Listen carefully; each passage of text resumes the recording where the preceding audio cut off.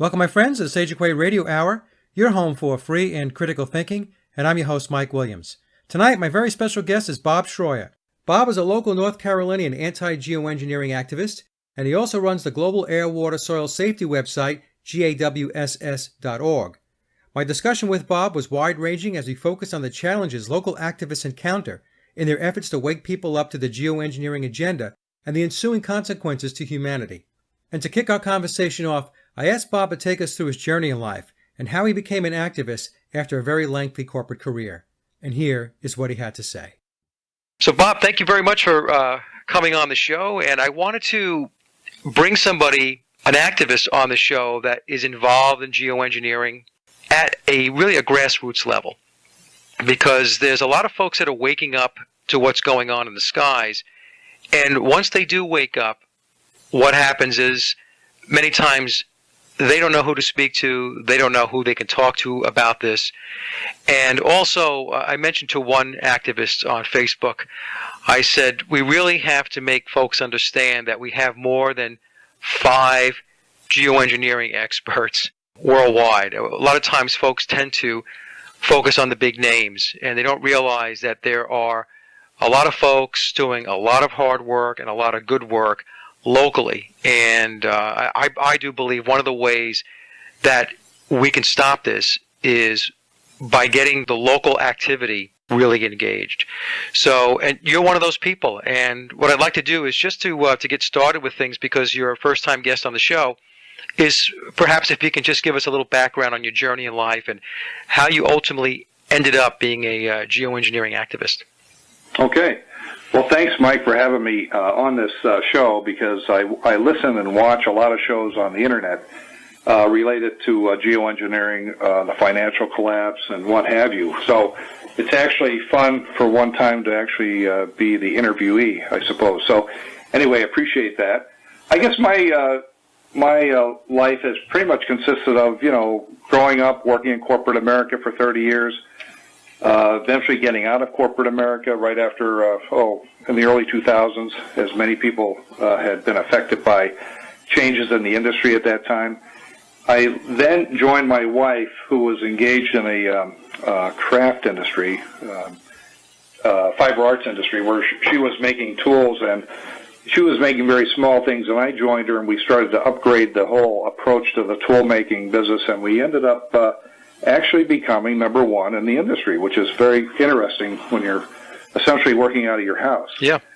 So that was a fun process, I can assure you, and we still do that to this day. In fact, we're very, very successful in that business. So that was a great career change for me, although I wouldn't have known that at the time. But in any event, so I went down that path, and it seemed that after 9/11, 9/11 really was the point at which I opened my eyes to a lot of different things. I knew going into the Iraq war that there was something that didn't smell right. In fact, I kept having heavy discussions with a lot of my friends that this wasn't right. There was something really bad about the whole decision to go into Iraq. I just knew from day one. I knew that George Bush was headed down the wrong road. And sure enough, we went down that road. It turned out to be a disaster, rather. And as I learned more about the whole 9/11 event over the years following that, that's sort of when I call it passing through the membrane. I actually experienced, this wake-up call that made me look at just about everything completely differently than I had before. And it was sort of like when you've gone through that membrane, once you're on the other side, nothing is ever really the same. And I looked at everything differently, whether it was false flag events, financial collapses, all the different things that we see nowadays and have seen for some time going on. 99% of the time it's with the government. Right. The government really is the bad actor here, it seems, in many, many cases. So it just seemed if you just watched the government's activities day to day, you were going to find a lot of things that didn't make any sense. So one of those things was, in fact, geoengineering. Now, I'm not quite sure how I originally fell upon the geoengineering situation, but I do know that once I started looking into it, it was just like the other things. It just didn't make any sense. Why would they be spraying this stuff up in the sky? Why aren't they telling us about it? And, so on and so forth. So as you dig into it more and more, you find out, oh yeah, this doesn't make any sense, and in fact, it's pretty dangerous. Then you start hearing about the species dying off, and really nobody's talking about it in a systematic way. They may be talking about birds dying on the beach over on the West Coast today, and maybe you'll find some bees dying over here in North Carolina on another day, but nobody's putting the pieces together. Yeah. Yep. So that makes you wonder, why are they not putting it all together and making it clear to us? So I guess what I'm saying is, I had a normal life, a normal career. I made a change in my career, and then it seemed like I started looking at things primarily because of 9/11. 9/11 really was the turning point for me. I was a truther. I'm still a truther. I have a website on it. I've done a lot of research. I've now moved on to these other things, but 9/11 really is still at the foundation, I would say, of my change in understanding. Now, when you had the 9/11 really awakening, I think that was a turning point for a lot of people, Bob. It was a turning point for me too. It's just initially when it first happened, I was going along with the storyline, and then little by little after that, a lot of things really didn't add up. They didn't stack up. And so I started questioning things, and that's basically how I started getting into it. So 9/11 was my starting point, too. Now, but when you had these conversations with folks about 9/11, I'm assuming that these weren't all very easy conversations. Did you have a lot of people that just essentially looked at you and said, "You're crazy"? Oh, yeah. I mean, I remember taking my friend to a bar a couple times just to get away from things and try to have a couple of drinks with them to try to explain to them that, and this was before we attacked Iraq. I knew deep in my heart that was a bad decision. I knew for a lot of reasons. One of the reasons was, and we see this still to this day, by the way, with Syria, there's never any news people that go and interview, the key player in the whole thing, Assad. Right. They also then go and interview, Hussein there, or anybody in Iraq. So what you discover from that is that we're actually keeping our people away. We don't want to know what the truth is. We don't want to know what the answers are. So we just prevent anybody from contacting those people. So I knew when I started seeing that there was something was wrong about the whole situation. Now, we still see that to this day. In fact, one of the things I wanted to talk about was that there's never an opportunity, it seems, on any of these topics to have an open forum discussion with the powers to be on a given subject. Like, for example, let's say we had a subject that we wanted to talk to the FAA about, or to... or the EPA. EPA is what I was going to say, and FDA, for example. Right. You can never really have an open discussion. Everything is restricted. And it started back around the time of 9/11. And I think that's continued. They've actually learned some really good lessons, it seems, the government, in terms of keeping us all at bay here. We can't really ask any questions. We know for a fact, one more thing I'll say on that topic is that, even in the White House, they have that new press room. And you know that those people they're highly restricted in what they can ask. If they ask any tough questions, they're never going to see the light of day in there again. That's right. You know that. That's right. That's been going on for 20 years now, it seems. So, but in any event, those discussions I've had were tough with people, especially with my family. By the way, my wife doesn't see any of this the same way I see it. So I pretty much am not able to have a good, intelligent conversation with her on the subject. My son, he's much more open to it. My daughters are somewhere on the fence. So it's not a fun topic, quite frankly, to bring up. And because it occupies such a high percentage of my free time, you can imagine that it's a little disruptive. And I'm sure a lot of I call ourselves anti-geoengineers, by the way. Yep. So we use that term just because we've got to call ourselves something, I suppose. But I imagine a lot of people, and I see that frustration on the web when I read postings, that you can tell a lot of these folks, they have strong feelings. They're not able to openly discuss a lot of that, I'm sure, with many of their loved ones. So what about yourself, Mike? No, the same thing. I have, my partner, Rebecca, she completely gets it. My daughter gets it. But outside of that, other folks in my family, my immediate family, they just chalk it up as these are contrails and you're crazy. Take your tinfoil hat off, Mike. There's nothing to see here. There's nothing to worry about. You're making a mountain out of a molehill. So it's very frustrating because, this is programming that they haven't broken. They're very much programmed. They're conditioned. And, one of the things, Bob, I'm 57 years old, so I remember back when I was a kid, I would look at the sky, and the skies did not look like this. Right. They just did not look like this. And we had jets back in the 60s, the 70s, and the 80s, and we didn't have skies that looked like this. So it's always amazing to me when I speak to family members that are around my age, and they should have clear recall about what the skies used to look like. And they don't. They just shut it down, I think others have studied this much more probably than you and I as to why we get this reaction from people. What do they call it? Cognitive dissonance? Yeah, cognitive dissonance, yeah. It's something they just don't want to know about, they don't want to deal with. And, it would be amazing if all of a sudden tomorrow we could have the government come out and say, yes, we've been spraying, we've been doing it for these reasons, we've been lying to you, but, it really was for your own good. Now, I wonder what those people would say and do at that point. I surmise they would probably just say, oh, okay, we see now, we understand, so they would go back to their normal day. Well, they would go to you and I and say, see, I told you. They probably too. But one of the things I've learned is that, first of all, you got to move past that. I found out I can't waste a lot of time with people that they're not gonna open their mind. Somebody said, I heard on TV one time or on the web, I can't remember. Somebody said if a mind will only work if it's open. Right. And if it's not open, it's not going to work. So I think we see a lot of that nowadays. I know, I'm not going to mention any names of my family, but I do see some people that watch a lot of TV. And while they're watching TV, it could be some reality show or a music show or whatever it is, they're like zombies. Yeah. And in the meantime, I'm on the computer doing research, and my mind's working the whole time. So I got to believe we have two groups of people, it seems, in our society. One that rather relax and just take it easy, and then there's a bunch of us who want to get something done. And so that's good, I suppose. At least we have different types of people because we certainly need them.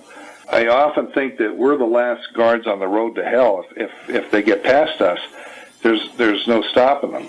And we're the only people that are trying to stop this crazy activity that we see. And it could be chemtrails today. It could be martial law tomorrow. Yeah. It could be any number of things that are happening. And here again, these same qualities that we see in people and how they address stress and controversy, we see it time and time again. It just seems that they don't want to deal with it. Yeah, I think I was having a conversation today, had an earlier interview with Kara St. Louis, and we touched on this a little bit about people being conditioned and programmed and apathetic and just really not caring. And I explained to her, I said that that the artificial intelligence, the AI that they keep talking about, that's coming, isn't coming, it's already here. And it's here in the form of just massive mind control and propaganda. And what's happened is the AI is the conditioning. It's the conditioning for people to be apathetic, to be disengaged, to focus on inane things. Like you said, you have people sitting there watching TV, they're in a trance, taking in really the most incredibly stupid stuff that it can possibly be presented to them, and watching that and absorbing that. And you have to think to yourself, at least I do, because I see this with the kids. They sit down, they watch like the Cartoon Network, or they're watching these seedy types of animated adult types of shows with all kinds of sexual innuendo and everything else being thrown at them, and they think that this is fun. They think that this is a way to sit back and enjoy watching television. It never dawns on them that they should shut it off and they should actually do some real things to go engage their mind and critically think and free think. Like you said, go upstairs and do some research. Go upstairs, read a good book. Go watch a good documentary. But instead, a large portion of the population is AI'd. They are numb to free thinking and critical thinking. They're just going to sit there and they're going to have their apathy and be disengaged. I saw a picture on the web, one of the sites today, that showed about 12 young people.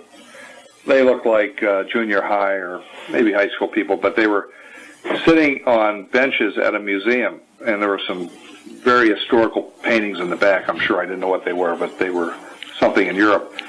And these people were all sitting on the benches looking at their cell phones. Right.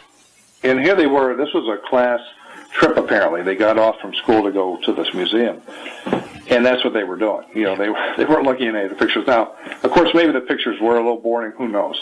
But still, the fact that they were all sitting around doing the same exact thing is a little disturbing. You know, nobody was doing anything different. So that's just a sign of the times, I guess, we live in. And technology that we've given to them is actually flip-flopped on us in a sense, that they're not actually doing a heck of a lot with that technology. You know? No, and the thing is, you mentioned before about being the last obstacle in the way of the controllers putting the agenda really, really into play. And I agree with that because, what they're doing clearly is they're going after the youth. They're conditioning the youth. I mean, NASA came out, I know you probably know this, but they came out with a brochure for kids in elementary school trying to teach them and show them new clouds. They're chemtrails. And they're trying to teach these kids that these chemtrails, these are new clouds. So when you look up in the sky and you see X's and circles and semicircles and all this weird stuff up there, those are just different clouds. We never had these clouds before, but now we have new clouds. We don't have new dirt. We don't have new rocks. We don't have new grass and new trees, but we have new clouds. One thing I was going to say, Mike, is that because I have a couple of websites, a number of them are non-diplomed, where I don't identify myself, so I don't give them out. But when I'm out searching for pictures that are legal to use, oftentimes I'll use a big stock photo or something, or I purchase the pictures. What you'll see in many of these commercial pictures now are chemtrails. Right. In fact, if you look at any images on TV or even on the web, just about anywhere now, you're going to see a chemtrail in the background. In fact, I have a picture of the Capitol that I put on one of my sites, and sure enough, there are a couple of chemtrails, going over. Oh yeah. So this has been going on. It has to have been going on for a long time. I know Dane Wigington says it's been going on for decades and decades. I don't remember, quite frankly, going back that far, but who knows? Maybe it has been. I know certainly in the last 10 years it's really been heavy. The last 5 has been super heavy. Right. And I don't know whether it was back in the 90s or not. I think they discovered a lot of these technologies back in the early 90s from what I read. Yeah, I remember going back maybe 20 years and noticing these long lines. At the time, I wasn't on the anti-geoengineering track. But I remember, we'd look up and, okay, that's kind of interesting. That contrail is running from horizon to horizon. So, okay, so what's that about? But that was it. I didn't give it any more thought. But I agree with you that the last decade, and especially the last 5 years, have been unbelievable.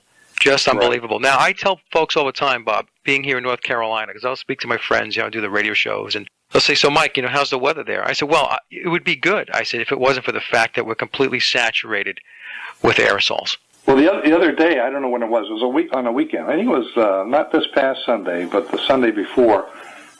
Yeah, it was the Sunday before. And I was going over to Raleigh somewhere, and I didn't see any chemtrails in the sky at all.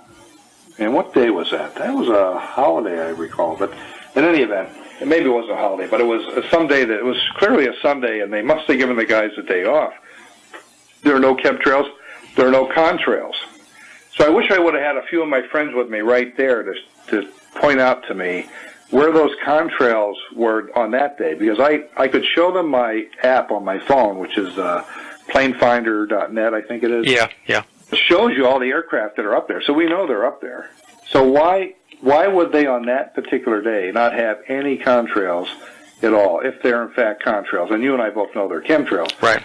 But once in a while you'll see a contrail on a rare occasion. Typically there's no contrails because they don't make them anymore with the latest engine technology. Yeah, the high bypass. The high bypass engines. Yeah.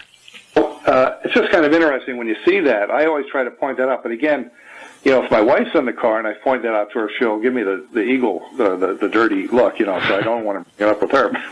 So, because I know that's going to go downhill rapidly.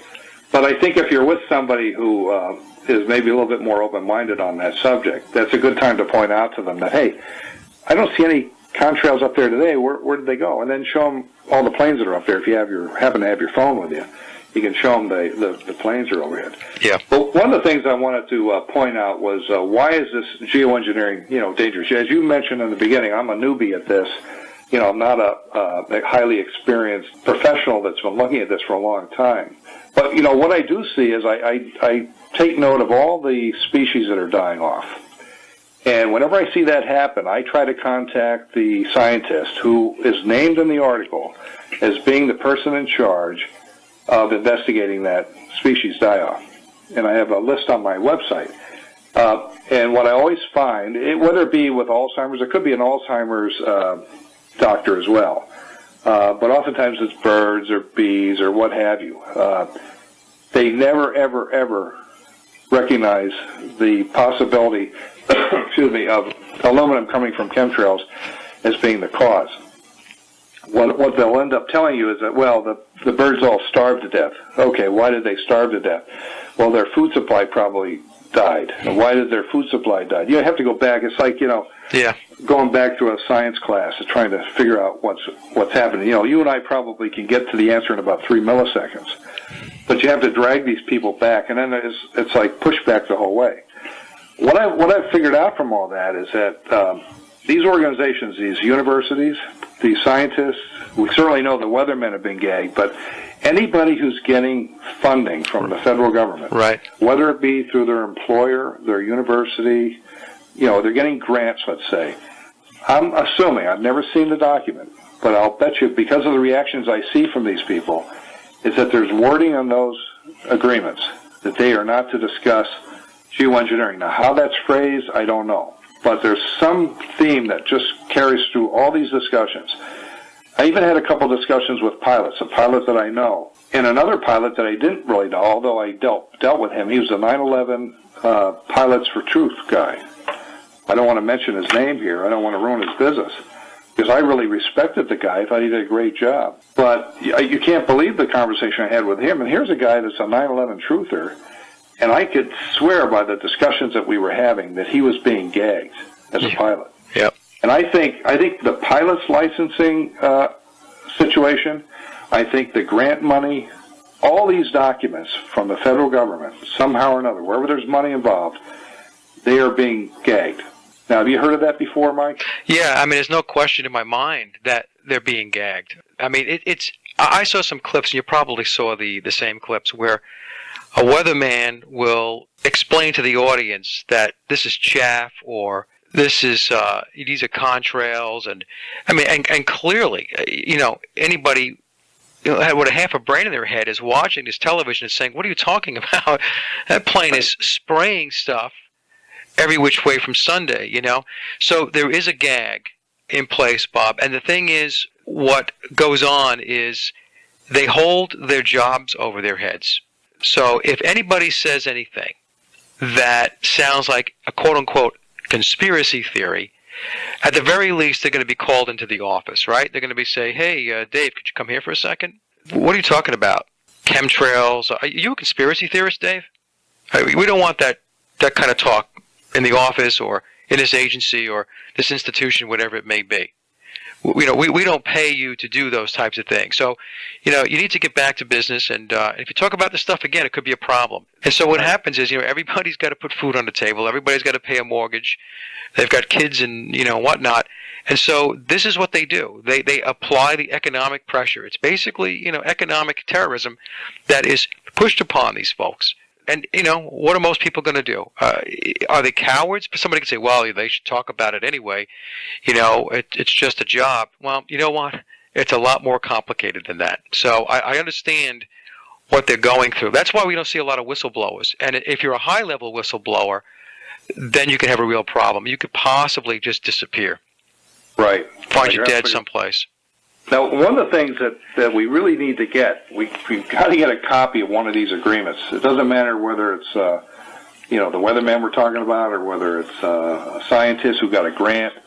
Somehow or another, if we can get a copy of that and have some legal gurus look at that to see how bad it really is from the standpoint of punishing these people. Yeah. I believe it talks about jail time financial fines, loss of job. Oh, sure. It's got to be so onerous that no one in their right mind would ever go against it, because Right. that's what we're seeing.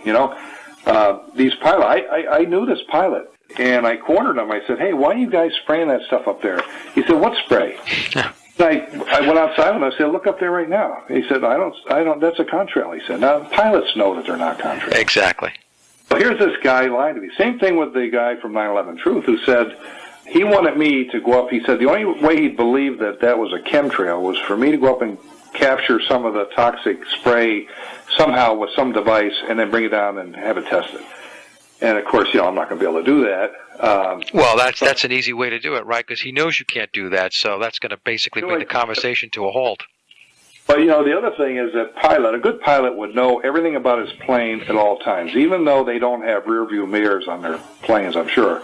They have some way to know what's coming out the back. Because I believe that, many of these guys are not in control of these controls of the spraying. I think it's done by satellites. I'm sure you've heard of that before, where it's all controlled by a central facility or multiple facilities. Yeah, computerized, yep.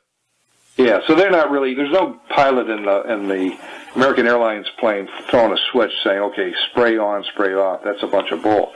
Now, they may be doing that in the military aircraft, but on the commercial planes, that's not happening. So any good pilot, just like anybody who's good at anything, always knows what their equipment is doing at all times, especially a pilot, because his life depends on that aircraft. And if that aircraft's doing something weird, you would certainly know it, And in fact, you would walk around the plane and inspect it before you even take off. And of course, we've all seen those pictures of the jets, but the sprayer ports, whatever they call them, on some planes. Other planes, I think they're actually embedded in the engine housing. Yep. So I guess it's a mixed bag depending on what kind of plane you're flying and what generation it is. But in any event, these pilots all know for that reason, plus they see the spray coming out of other planes that they're going with. And of course, we've all seen the planes that are, I've actually plotted planes that are within 500 yards of each other approximately. One spraying and the other's not. And they both have the same flight number. The same flight number.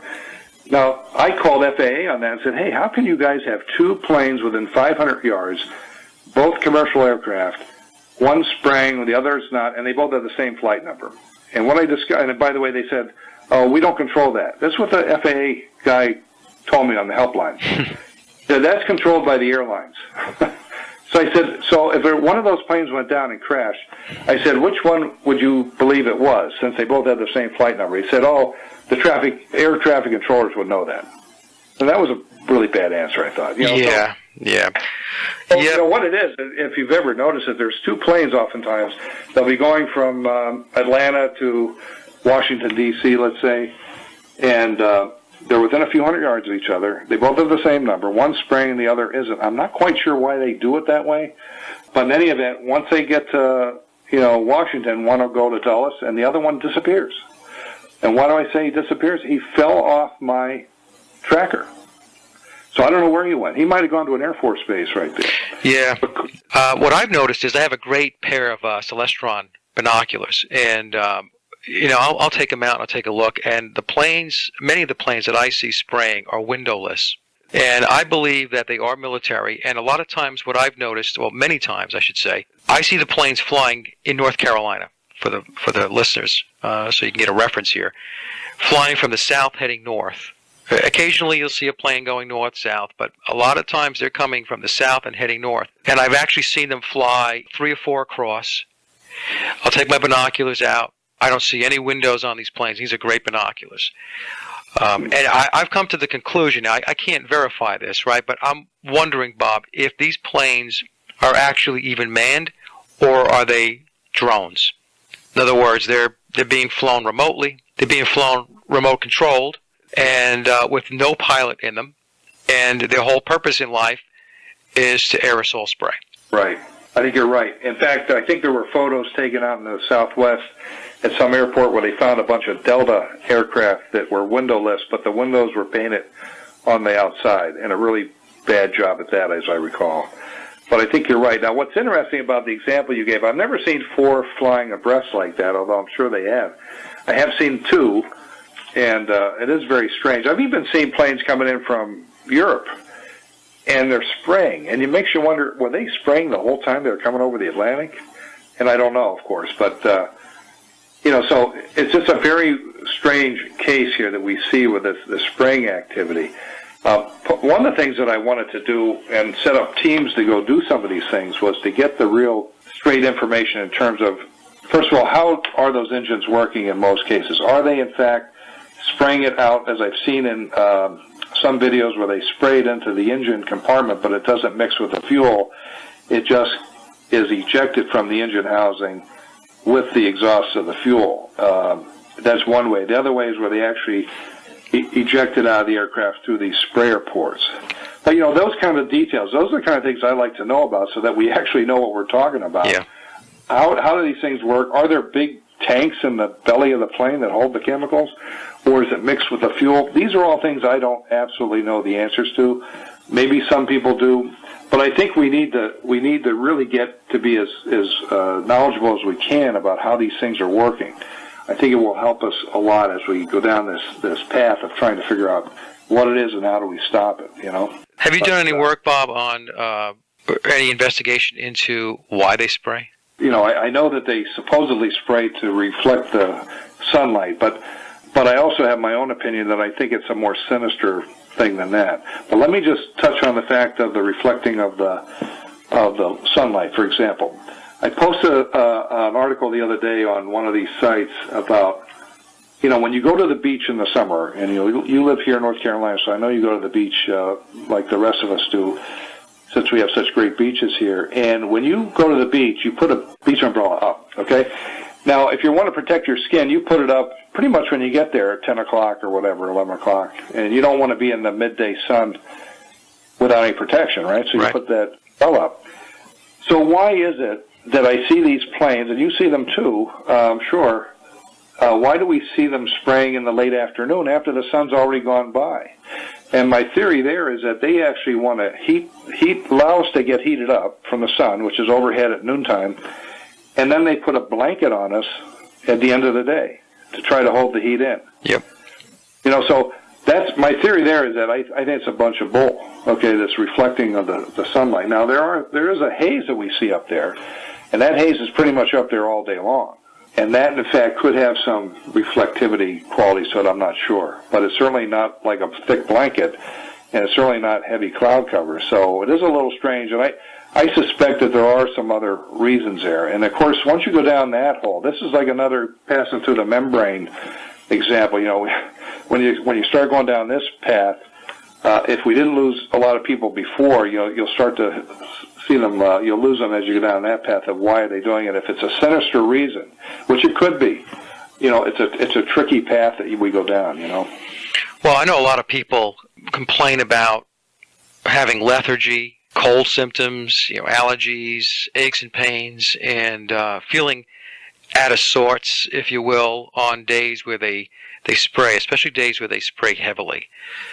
So, along with blocking the sun, which I believe that it's definitely one of their objectives, because humans need the sun. The sun is a life force, and the vitamin D is one example. But I also believe that they are trying to keep the population sick.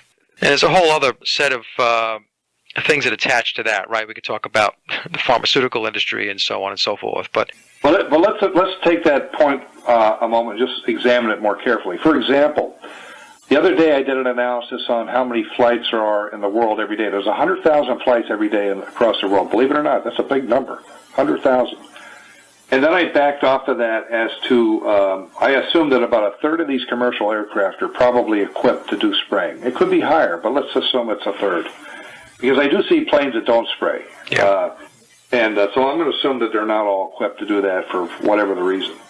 And then add back in the military. So what I got up to was about 45,000 flights of the 100,000 a day that are potentially spraying. And I tried to go into a reverse analysis here to figure out what is it costing. But what I want to get at to with my discussion on that topic right now is that means there's that many opportunities, there's that many airports, not 100,000 airports, but there's many, many airports where these facilities are that they load the fuel or load the chemicals. Now, can you imagine the job it would be to have a security process by which you actually protect it? Let's say you had the best of intents for this crazy geoengineering program, and you didn't want to have anything get into that spray that would harm people, although we know it does. That would be a Herculean task to try to have security to protect all those areas. Now, I have heard, by the way, that where these facilities do exist on the airport grounds, there is some strict security. But, the point is, if you have that many facilities that are actually loading chemicals or fuel that has chemicals in it, there's what are the odds, I guess, that you could actually have some devious person or devious group load something into that fuel or chemicals, right? That would, in fact, do what you just said. Yep. Yeah, no, I mean, I think, I'll tell you a little story, and this is a story I don't tell very often, but going back about, I want to say, maybe 4 years ago, I was out in San Francisco, and I was attending a seminar. The class that we had, there was about 20 people in it. And so I was, and I was still doing the blog back then. There was a gentleman that was there. He was an elderly guy. He was probably in his mid-60s. And he came over to me at the end of one of the days of the class, the seminar we were in. And it was probably about 5:30 in the evening. And he sat down next to me. And he said, "So, Mike, tell me a little something about yourself. What brought you to the class and all this stuff and whatnot." So, so we had a little conversation, just to kind of kick it off. And it was kind of interesting. So I said to him, "So, what do you do, or what did you do prior to coming to this class?" So he said to me, "Well, I used to work for the NSA. I'm retired now."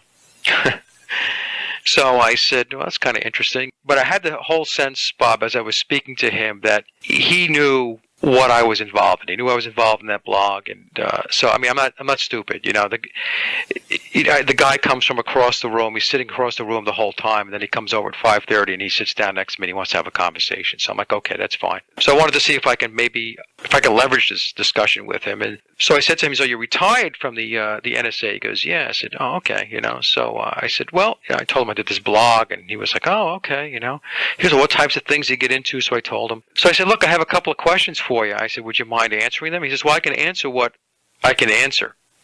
He says, "It's just some things I can't talk about." I'm like, okay. So we got to the whole thing about the chemtrails. And I think that was maybe the first question I asked him. When I said to him, "So the chemtrails, the spraying," I said, "Yes or no? Are they spraying or not?" He started laughing. He says, "Of course they're spraying." Right?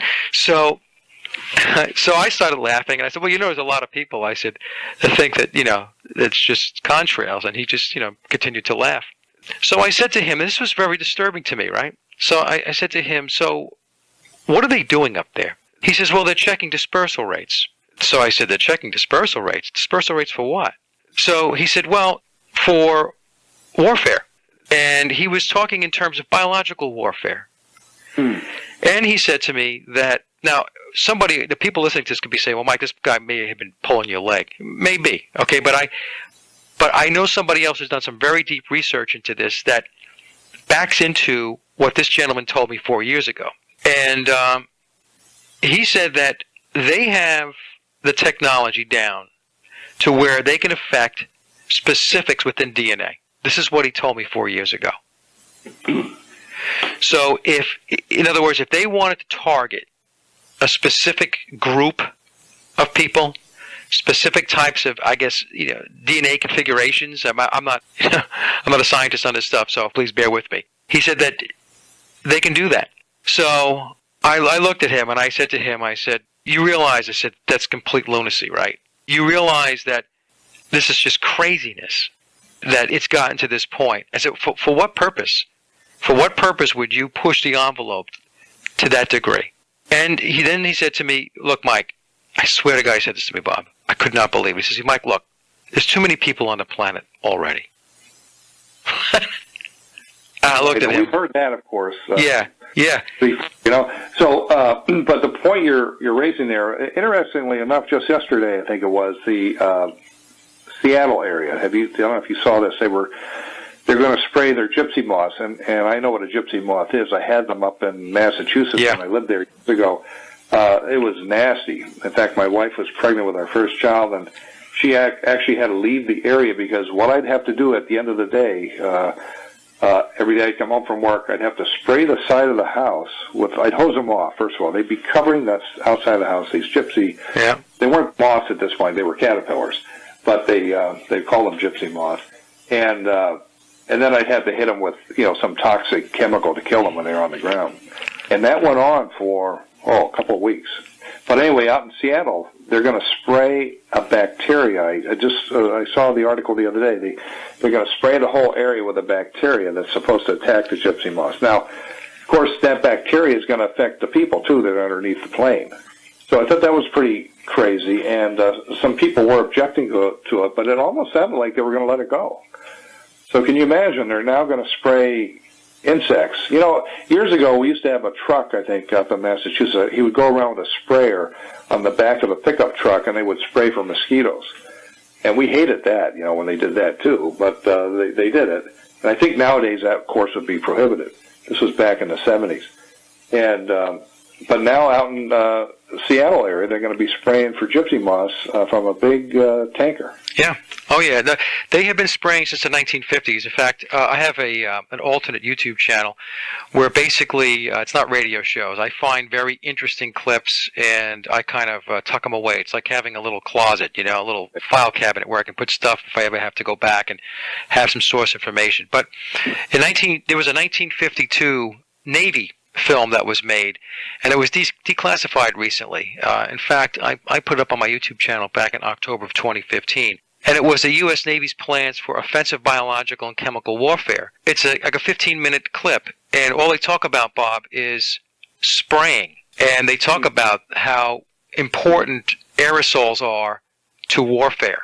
And I was talking to Jack Hart, who is, he's does a lot of deep research into this stuff, and I had sent him the clip, and he writes articles for Veterans Today, and he started laughing. I said, "You watched that clip, right?" He goes, "Yeah." He goes, "They weren't talking about maybe they would do this. They weren't saying that they wouldn't do it. Basically, what they were saying was they need to find and develop a bigger gun, a bigger hose in order to do the spraying." So this goes back to the 1950s. So we're talking about 60 plus years where they've been involved in spraying in one way or another, some shape or form, whether it be spraying over major cities, and they've done this. They sprayed, in San Francisco, they sprayed in New York, they sprayed in Chicago. They've done a lot of spraying over in the UK, in Britain. So this is not like new stuff. This is not conjecture or some kind of crazy conspiracy. They've already done this stuff. Right. Well, that DNA thing that you mentioned, I did see a video where they showed some Department of Defense guys. You may have seen that video as well, where they were showing how they were going to spray over Iraq and convert, what they call those bombers, suicide bombers, I guess. They're going to convert the DNA of these bombers so they wouldn't do that anymore. Yeah. Yep. Yeah. So that was pretty crazy. So I'm sure they did do it. Whether it worked or not, who knows? But so they're doing all kinds of stuff like that, and they're not telling us. Now, one of the things I think that contributes to that is the fact that they're on autopilot. I seem to think that somehow they get funded for something, whatever the heck it is.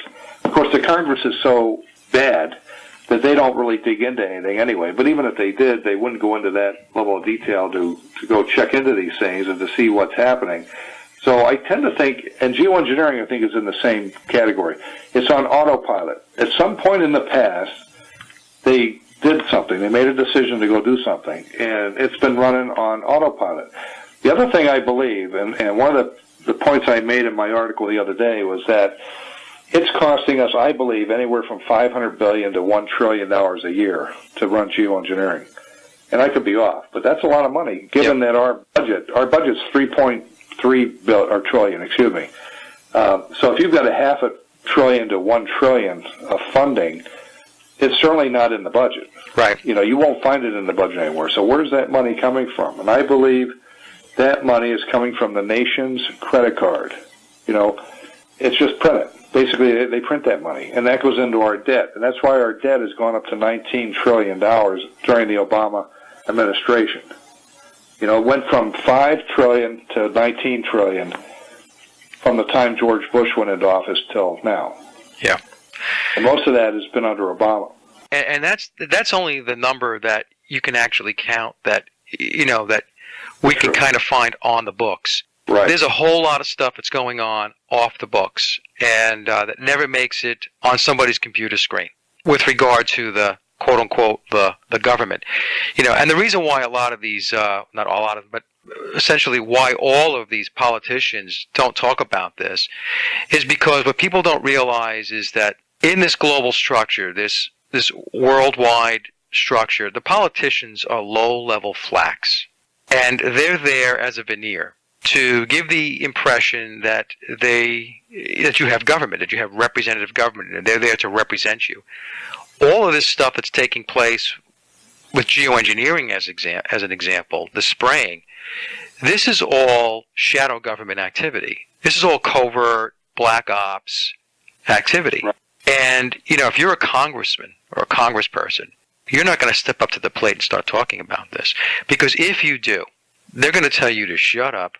And if you don't shut up, then there's going to be problems. At the very least, what they'll do is they'll make sure you never get elected again. That's at the very least. That's true. So that's the big problem that we face. What a lot of people don't realize is that the people that we're trying to get the attention of, these people are puppets.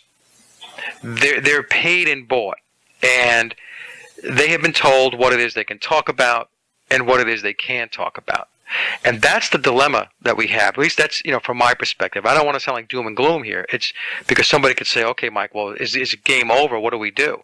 I think it's a multifaceted approach where you have to expose the fact that you have a shadow government. You have to expose that the people that are on your TV screen, sitting in Congress, or the guy sitting in the White House, they're not the puppet masters. That's right. And some of the things I know I wanted to mention briefly before we close. Yeah, go ahead. Some of the things I think we need to do, for example, with people that I know that think I'm crazy, and they think chemtrails are crazy, right? We somehow have to get down to their level to explain to them how this is impacting their lives and the things that they consume. Like, for example, organic foods. Somebody goes to a lot of care to not use pesticides and things like that, okay, when they grow those organic crops. And then here comes the chemtrail plane overhead, dropping aluminum, barium, strontium, and God knows what else. Could be coal fly ash, whatever. Right. On the leaves of that plant, okay? Now, that plant, may be getting washed off. Who knows what's actually happening to it? But that stuff is getting in the rainwater. The rainwater is going up into the plants. These people have no clue that what they think they're eating it contains these other contaminants that they know nothing about. That's right. Okay? That's right. So that affects pistachios, almonds. I'm just picking a couple here. Pistachios, almonds, crops, wine. People that have vineyards. The same thing's happening to the grapes, right? Right. So everything we consume that's grown outside, unless it's in a protected. Well, even if it's in a protected thing, from what I understand, the nano-sized particles will go right through it. So it almost doesn't matter where you put these crops or plants. They're going to absorb this material. So somehow we've got to get that information down to the people. And the other thing we got to do is, like, people that spend a lot of time outside, could be campers, boaters, swimmers, athletes of any type, people that like the outdoors. Guess what? They're breathing this stuff in all the time. Yep. And also we know that with the other stuff they're doing in geoengineering, they're destroying the ozone and other protection systems that the Earth provides us from the dangerous UV rays. Right. So, there's a whole cast of characters here that are doing harm to us that people don't have any clue about. Somehow we've got to get that information to them. Now, of course, they may reject that information when we deliver it to them. But that's something I see as one of the challenges. The only way we're going to convince these folks is to bring it down and show them, and also show them what's happening to other people that are being harmed by this stuff. The Alzheimer's people. I told you earlier that I had contacted an Alzheimer's researcher at the Salk Institute. He was blaming everything on Roundup. I said, well, okay, Roundup could be a problem. There's no question about that. We hate Roundup, right? We hate Monsanto. Right. What about the bees and stuff that are out in the woods where there is no Roundup, and they're also dying, And of course, these guys have no answer for that, but he was saying that the Roundup was somehow getting into the food, which was getting into the stuff that the Alzheimer's patients were eating, and blah, blah, blah. Completely ignoring the geoengineering element here that exists. Yeah. And I see that all the time. And here again, I think it goes back to when he went back to his boss, if he had a boss at the Salk Institute, he was probably told to shut up, because the Salk Institute is probably getting big money from the federal government. And here again, we find the role of money absolutely preventing us from making any progress in many of these areas, Well, that's what they do. It's done with money, and and if the money doesn't do it, then like you and I said before, then it goes to Plan B. You'll threaten your employment, which essentially is money oriented. But right. But they have the tactics that they use. It's basically to instill fear in people. That's it. I mean, make people fearful, and fear is paralyzing. Once a person becomes fearful, they essentially just stop. Well, now, Mike, you're an independent.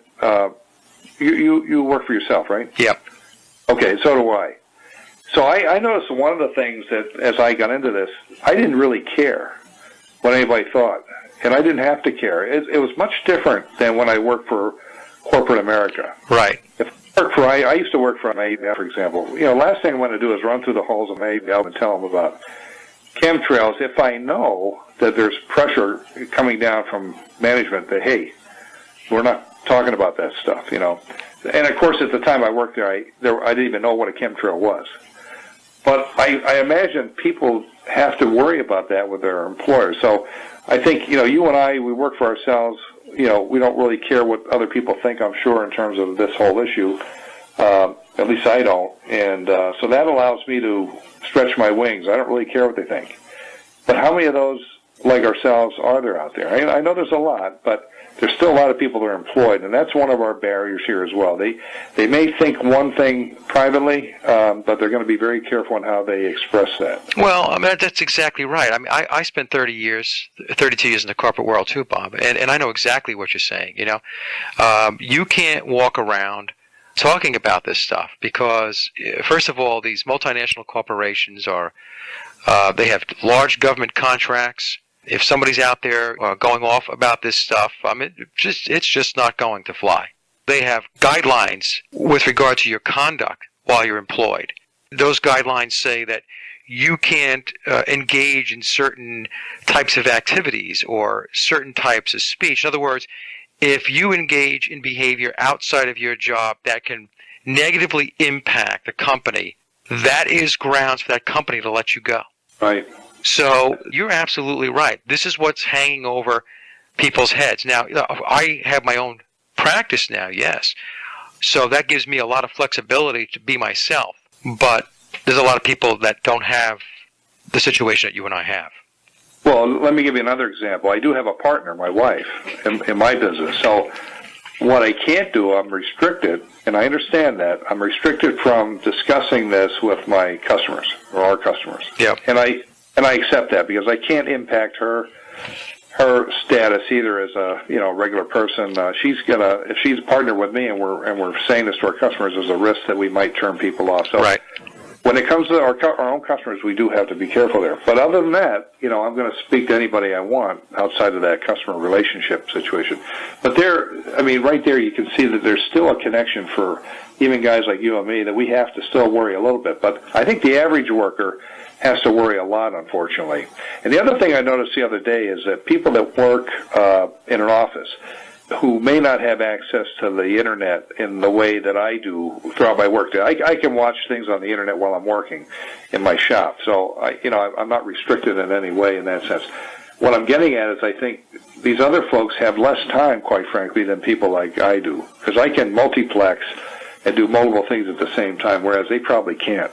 So I think that also works against us trying to get the information out. They have less time. When they do have free time, they may want to watch that stupid show on TV that we talked about earlier, right. And they may not want to get into the things that you and I enjoy doing. But so I think we have time issues, we have the job issues, we have a lot of stuff that confront or prevent us, I should say, from trying to deliver this message. So given all that, what I've concluded is that rather than try to bring everybody else on, although I think we still have to have people try to do that, I think we're going to be more successful if we take the forces that we have and try to come up with strategies and tactics that get to some endpoint of doing something. What do I mean by that? Well, let's take the FAA case. I'm not giving up on the FAA. I want to find out more about some of these things that don't make sense that they keep telling me when I call them, Same thing with the EPA. I want to get a hold of the EPA because, by the way, the FAA told me that the EPA is responsible for anything coming out the back end of a plane. I thought that was a very interesting statement that they said. Yeah. Said they have nothing to do with anything coming out the back of the plane, meaning the chemicals. They said if you see chemicals coming out the back of the plane, you better call the EPA. So that's what I'm going to call. Yeah. And I guarantee you I'm going to be told when I call the EPA that I better call the FAA. It'll be a vicious circle. But the point is, we have to dig deep and try to push these people to get the answers. And I try to escalate it, too. I tried to find out the guy's supervisor. I want to bring it up at a higher level here. This is totally unacceptable. Right. I've even issued some, what do you call those things, FOIA requests. Of course, they go into a dark hole. I don't think you ever hear back from some of those things on different topics. But I think if we get more and more people to try to push back against these organizations and ask them the tough questions, eventually we got to have some impact there. But it may be just wishful thinking. I don't know. No, I don't think it's wishful thinking at all. I think as the public becomes more and more aware, Bob, they're not going to be able to duck and weave and hide anymore. The thing is to get to a point where you have critical mass. I don't know what that number is, but I can tell you that I have woken some people up, and I've done it on Facebook and through the blog and so on and the radio shows. I've had people on my Facebook going back a couple of years ago just thinking that I was just nuts, about these chemtrails and so on. And then slowly but surely I kept putting stuff up there. And the key is to put intelligent information up, not slop. Right? And if it's presented in an intelligent, professional way, it's an analysis, it's somebody who's done research, the person articulates well, then you can start to get people to pay attention. And I have swung some folks over, and they have written to me and said, you know what, 2 or 3 years ago I thought you were crazy, but you're not. I see this now. I see this, So that's the good thing. So I think we are waking people up. Great, that's great. Well, I know we're near the end here. I just want to say that, we have a lot of other things, too. I'm sure guys like you and me are engaged in. I'm constantly looking at the potential financial collapse that's right down the road, the collapse of the dollar and other stuff, the debt situation. By the way, on the debt, I think that debt that we have, I can never find anywhere that shows what we actually got for that debt. And what I concluded was that wasn't anything that we had spent. It was just for obligations to foreign bankers and others, investors. We never got anything for that money. I don't think we should pay that debt, by the way. And I think we should just walk away from it, just like we would if we were bankrupt. You know what I'm saying? Exactly. So that's just a point I wanted to make. But, we have other things coming at us. We have potential wars. The government's desperate to have a war so they can hide all this dirty laundry behind the war. And I'm afraid that when these things break wide open, the geoengineering thing is going to get pushed to the back and people will forget about it, or they won't be able to spend enough time on it. And that'll be a real shame if that happens, because that's the one thing that in the end will kill us all. Well, that's what they do, right? As soon as the public starts to focus in on something and they're getting a little too close, a little too aware, some other distraction comes about. There'll be some war. There'll be some false flag. There'll be some shooting someplace. They're actually masterful at what they do, diverting and distracting to keep everybody disoriented, to keep them disengaged, so that there isn't this unity. That's what they do. They don't want unity. So so I completely hear what you're saying. But I think the chemtrail thing, to be honest with you, I think it's a staple now. We discuss there's a lot of people that still are unaware or don't buy into it. But you know what, Bob? If you go back 10 years ago, maybe even 5 years ago, there's a lot more people now that are paying attention to it, in my view. True. Yeah, you're absolutely right. I think you're right. If we keep the pressure up and keep speaking intelligently and and analyzing it. The other thing that's happening, though, I would say, Mike, is that they are doing a better job with the technology of hiding or creating clouds and hiding chemtrails and stuff like that. They're getting much better, unfortunately. I hate to see the day where they can actually spray stuff out and it doesn't show up at all. Yeah. And that will be extremely scary because we won't know what the heck is going on, you know? Right. That's right. And one last thing I'll say is, you know, you say that they are doing a lot of these things. I know they're engaged in all these false flags and things, but one thing I see in all these things is that they're like the Keystone Cops. Every single thing they do, they expose themselves. We can always find, within days of the event, people are on them like a pit bull terrier. Yep. And they'll find out where the false story was. It's uncanny how the army of people we have out there on the internet are constantly looking after what's going on, and it's great to see because they do a far better job than any media organization could have ever done in terms of getting the truth. Oh, absolutely. Well, the media is not there to get to the truth. The media is there. That's the Ministry of Propaganda. Yeah, you're right. So anyway, Mike, hey, I enjoyed this discussion. Hopefully we can do it again sometime on any number of subjects. There's so many things going on. I often say to myself, we could have an army of 300 researchers sitting in a building somewhere and just constantly working 24/7, and we still wouldn't be able to keep up with all the crimes of the government. No. The rabbit hole is very, very, very deep. Very deep. Bob, your website, though, right? www.gawss.org, gauze.org? Yeah, that's the one I relate to, the chemtrail stuff, and I'm constantly putting things up there. At some point, I actually want people to come and they can actually post things on there and plot where they've seen planes, and the location where they are will show up on a map. So there's a lot of things like that I'm trying to make more interactive. One of the things I want to get is a poll where people are constantly saying, "Hey, we want to keep track of the different patterns. What time of the day are they spraying? What kind of sprays are they doing? Are they lingering sprays? Are they there's hazy sprays?" And somehow or another, we need to capture a lot of that data, I think, and actually map it out. So I'm going to try to continue to have those capabilities built into the site, but I don't have them all there at this point. But yeah, the website is gawss.org. It stands for Global Air, Water, Soil Safety. They sort of ran out of other things, so I had to come up with something like that. No, it's pretty good. Very good. gawss.org, not .com. Okay. Okay? All right, Bob. Well, look, it's been a pleasure having you on, and it was a great conversation. I really enjoyed it. I enjoyed it too, Mike, and I hope to do it again sometime. We will. And that concludes another Sage of Quay interview, and I hope you enjoyed the discussion as much as I did. Links to my guests' websites and social media are listed in the show notes below. And as always, I'd like to thank everyone for listening and visiting the blog.